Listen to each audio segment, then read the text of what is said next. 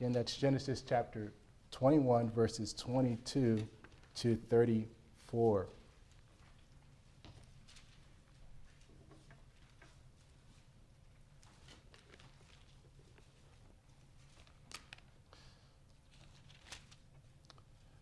At that time, Abimelech and Phicol, the commander of his army, said to Abraham, God is with you in all that you do. Now therefore, swear to me here by God that you will not deal falsely with me or with my descendants or with my posterity, but as I have dealt kindly with you, so you will deal with me and with the land where you have sojourned. And Abraham said, I will swear it. When Abraham reproved Abimelech about a well of water that Abimelech's servants had seized, Abimelech said, I do not know who has done this thing. You did not tell me, and I have not heard of it until today. So Abraham took sheep and oxen and gave them to Abimelech, and the two men made a covenant. Abraham sent 7 ewe lambs of the flock apart. And Abimelech said to Abraham, what is the meaning of these 7 ewe lambs that you have set apart? He said, these 7 ewe lambs you will take from my hand, that this may be a witness for me that I dug this well. Therefore, that place was called Beersheba, because there both of them swore an oath. So they made a covenant at Beersheba. Then Abimelech and Phicol, the commander of his army, rose up and returned to the land of the Philistines. Abraham planted a tamarisk tree in Beersheba and called there on the name of the Lord, the everlasting God. And Abraham sojourned many days in the land of the Philistines. This ends the reading of God's holy word. You may be seated.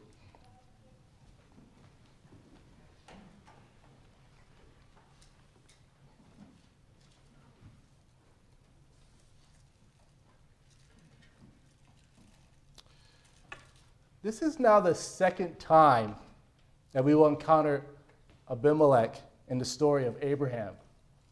Abimelech, a man of great wealth and possessions and land, still lacks something that Abraham possesses.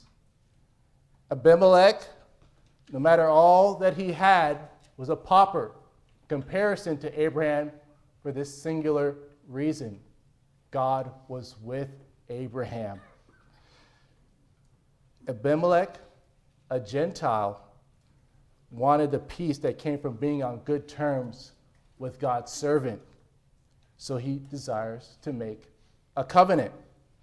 And in this story, we will see how God's blessings and his presence to his people is the reason men and women from all nations will come to God's people seeking peace. We'll see this by examining 3 points today: the request for a covenant, the forming of a covenant, and the memorial of the covenant. Let us examine our first point, the request for a covenant. The blessings that Abraham received as a result of God's covenant were obvious to those around him. This includes the king of Gerar, who, upon seeing Abraham's favored status, seeks to make a covenant with him. Let's look at verse 22. It says, at that time, Abimelech and Phicol, the commander of his army, said to Abraham, God is with you in all that you do. The king and his military commander, Phicol, best embody Gerar's power structures. The king is the leader of the people of Gerar, and the commander controls the military of Gerar. This means it's significant when both men come to pay homage to Abraham and his God. It also reveals the formality of the visit. They were visiting Abraham on diplomatic matters. Though through Abraham's time in Gerar, Abimelech has undoubtedly seen Abraham prosper immensely. He not only saw the multitude of servants, tents, and livestock that Abraham came in with, but he also saw how God was actively working on his behalf. He says, God is with you in all that you do. This made Abraham a man of considerable power. This sort of observation is not an inconsequential one for Abimelech. After all, Abraham was living in Abimelech's territory. Abimelech realized that the more Abraham grew, the more of a threat he would pose to the kingdom of Gerar. The fact that God was behind Abraham, no doubt, made this concern even greater. If Abraham's clan and Gerar were ever at odds, there was a real risk that Abraham could overtake the kingdom. So Abimelech says in verse 23, now therefore, swear to me here by God that you will not deal falsely with me or with my descendants or with my posterity. It's very important that Abimelech make peace in the form of a covenant with Abraham, which is why this passage is filled with references to the word covenant. For instance, the root word for covenant is to swear, and it is mentioned 3 times. The word seven, which in Hebrew is related to the word for swear, also appears 3 times. And objects are named after the covenant that is made in this passage. For Abimelech, this covenant is foremost in his mind. Abimelech wants Abraham to swear by God, to bind himself with an oath. He reasoned that since God was behind Abraham's prosperity, God must be behind the covenant he hoped to make with Abraham. Abimelech has also come to realize that Abraham will have an enduring posterity with the birth of Isaac. So he seeks to secure peace not only for himself, but for his descendants after him. Abimelech's actions reveal to us that God's blessings on his people are recognizable to those around us, even those who don't know God savingly. Because of God's common grace, men and women know what blessings and joy look like. For Abraham, it was material, but there was no doubt a joy that was also apparent. For those of us in covenant with God, we should live in such a way that people look at us and say, God is with us or with you. Abimelech saw that God was at work in Abraham's life, and it drove him to seek peace with Abraham. So we have seen the request for this covenant. Now let us secondly see the forming of the covenant. Abraham, being a man who seeks God's blessings on those who bless him, does not hesitate to seek peace. In verse 24, he says in response to Abimelech's request, I will swear. But for peace to be genuine and long-lasting, it must be sincere. Imagine our country having a treaty with a nation that is constantly violating that treaty behind its back. That treaty relationship wouldn't be genuine. And Abimelech claimed that he had showed kindness to Abraham, which may have been true for the most part. However, Abraham realized that it was not entirely true, which is why in verse 25 it says, Abraham reproved Abimelech about a well of water that Abimelech's servants had seized. Abraham reproves Abimelech as an equal regarding a well that was dug and that was seized. That word for seize means to steal or to take violently, to rob. This means that the well was Abraham's property. Abraham is making a formal legal complaint. Even though he is a foreigner, he brings up the inequity of having the well stolen from him. This was not a minor offense. In the ancient Near East, wells were vital sources of water for a person and for their livestock. This made the rights to water significant and a significant matter for Abraham's household. And Abimelech, probably remembering when Sarah was seized from Abraham and the judgment that ensued, protests like he did last time in response. In verse 26, he says, "I do not know who has done this thing. You did not tell me, and I have not heard of it until today." Abimelech pleads ignorance, his innocence, and his readiness to rectify the situation right away. He is careful not to offend Abraham in any way. In the entire interaction with Abraham thus far, he has maintained a rather meek posture for a king. He not only approached Abraham to make a covenant, striving to preserve peace, but he was reproved by Abraham, something usually done by a greater party to a lesser. And now Abimelech is quick to plead innocence. Abimelech's subservient posture contrasts with Abraham's dominance. Abimelech wants to be on good terms with the Lord's chosen servant and his people, and it shows. Abraham, on his part, is willing to accept Abimelech's plea of ignorance and go forward with the covenant. After all, Abraham is called to be a blessing to all the nations. A willingness to make peace with those who seek peace, it falls in line with his calling. So Abraham provides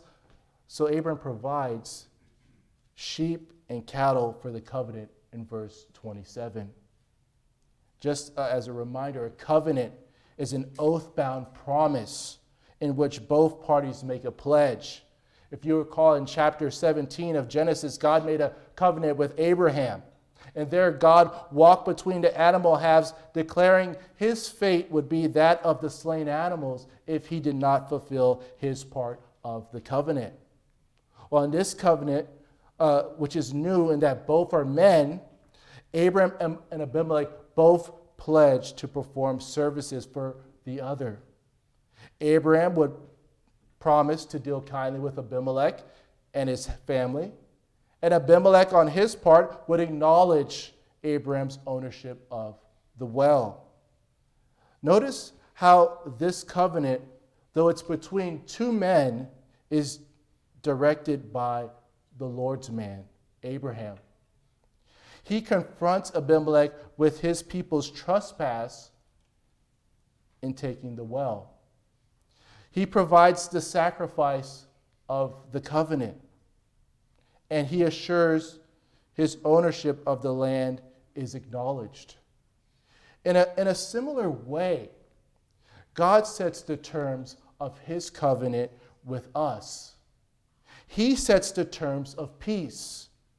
He alone is in control of the peacemaking process, so to speak.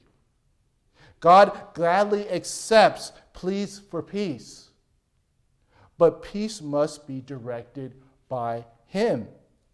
Once we agree to the terms of peace, then God will always remember his covenant, just like Abraham does with Abimelech.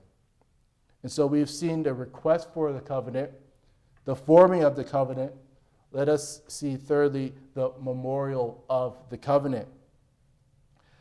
After Abraham and Abimelech agreed to make a covenant, and the covenant ceremony takes place, the land itself is commemorated in several ways. The covenant was then confirmed by Abraham, who gave Abimelech 7 ewe lambs as a gift. Look at verses 28 to 30. It says, Abraham set 7 ewe lambs of the flock apart. And Abimelech said to Abraham, what is the meaning of these 7 ewe lambs that you have set apart? And he said, these 7 ewe lambs you will take from my hand, that this may be a witness for me that I dug the well. It may be curious to some why Abraham chose to give these 7 lambs to Abimelech. Abimelech himself was unsure. He says, why have you done this? Abraham makes it clear that the reason they were given was for it to be a witness to the construction of the well, or his construction of the well. The reason why 7 lambs were offered was because the word for oath or swearing was closely related to the word 7. In ancient times, to swear an oath would be to seven oneself, or to bind oneself with 7 things. So these 7 lambs were given to further solidify the oath. Visual signs like this are often attached to covenants. God even used signs for his covenants. What's the sign that God gave Abraham in his covenant with him? Well, it was circumcision. These signs help to signify what took place in the covenant and also served as a visual reminder of the covenant. The reason why the lambs serve as a witness is that they were given so that neither Abraham nor Abimelech would forget what took place.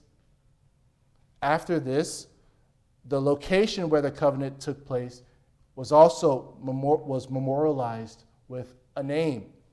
Look at verse 31. It says, therefore, the place was called Beersheba, because there both of them swore an oath. So they made a covenant at Beersheba. The name Beersheba means well of the 7, referring to the 7 lambs, or the 7 could be a reference to the oath itself. The well secured at Beersheba would mark Abram's first acquisition in the promised land.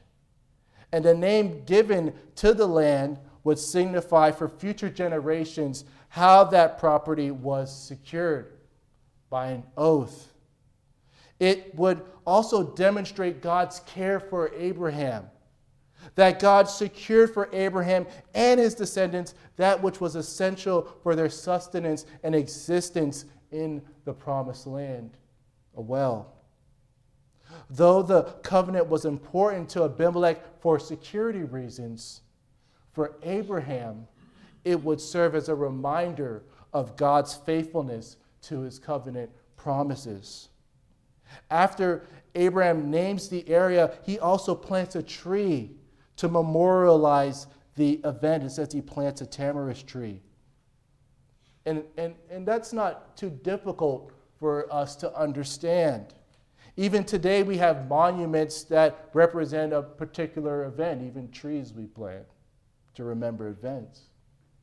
What's perhaps odd is that Abraham would choose to plant a tree in the wilderness of all places.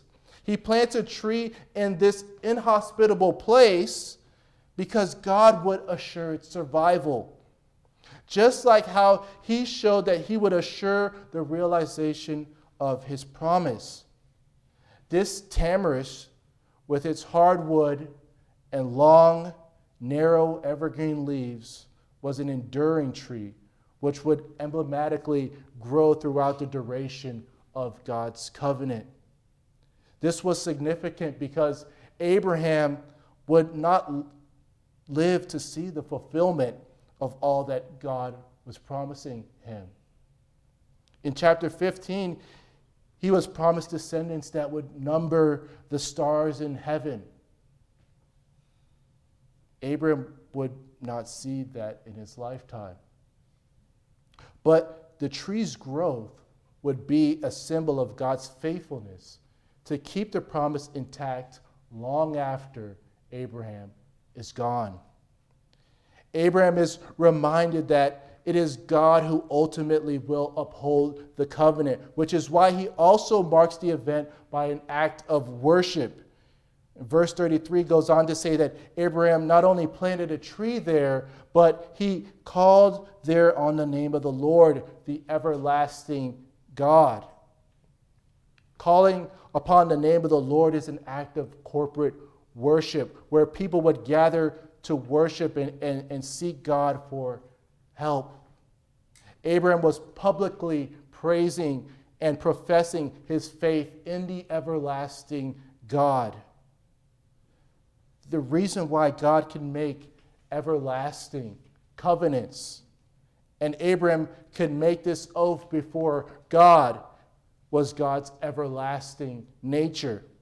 He was the one who gifted Abraham the land, and he would be the reason why the land remained with Abraham's posterity as an everlasting possession.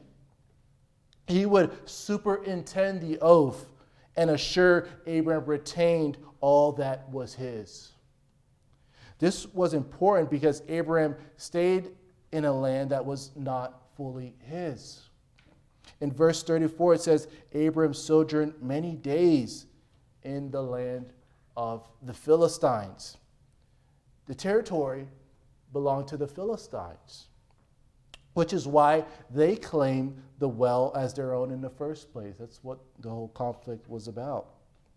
Abraham needed to rely on the everlasting God who would not only outlast those who occupied the land, but who would actively remove them. Though Abraham was not promised that he would possess the land in his lifetime, his future offspring would possess the land. And in many ways, this story anticipates Abraham's future offspring. They would be a people like Abraham, who would call upon the name of the Lord. They would experience God's covenant blessings and would be a light to the nations.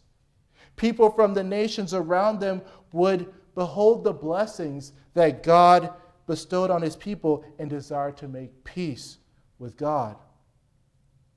This was a major reason why they would be given the land, that other nations living in darkness might come to know the only true God. The nations would be able to look to Israel and say, as Abimelech said to Abraham, I know that God is with you.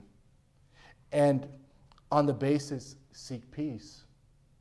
This would be true for God's people in the Old Covenant, and it would also be true for us in the New Covenant as well. The prophet Zechariah speaks of a time when many people from various cities or nations, he says, it says in Zechariah, go to another saying, let us go at once to entreat favor of the Lord and to seek the Lord of hosts. I myself am going. Many people and strong nations shall come to seek the Lord of hosts in Jerusalem to entreat the favor of the Lord, it says in Zechariah 8. Many people from various ethnic groups will come to the church seeking the Lord's favor. They will want his peace and blessings. And listen to what they say as they go. It says, in those days, 10 men from the nations of every tongue shall take hold of the robe of a Jew, saying, let us go with you, for we have heard that God is with you. They will hear that God is with Israel, just like Abimelech realized with Abraham. The time when this will be fulfilled is in the New Covenant. Jesus, who is Emmanuel, God with us, will be the one who the nations will turn to seek peace. They will see that God is with him, and not only through his words of authority, but also through his power. His death and resurrection will show most gloriously that God is with him and that he is God. And his church will continue to be a shining light to the nations. As the church receives the blessings of the new covenant, men and women from all over the globe will seek peace with God. They will recognize the power and blessings of God. They will enter into the covenant set up by God through faith in the shed blood of the Son of God, and they will have peace. Just as Abraham was blessed by God, but was not yet in possession of all that God had promised, so too are we blessed, yet still awaiting the full realization of all that has been promised to us in the new covenant. For instance, we have not been clothed with immortality, which will happen at Christ's coming. But we are fully confident that he will give us what he has promised.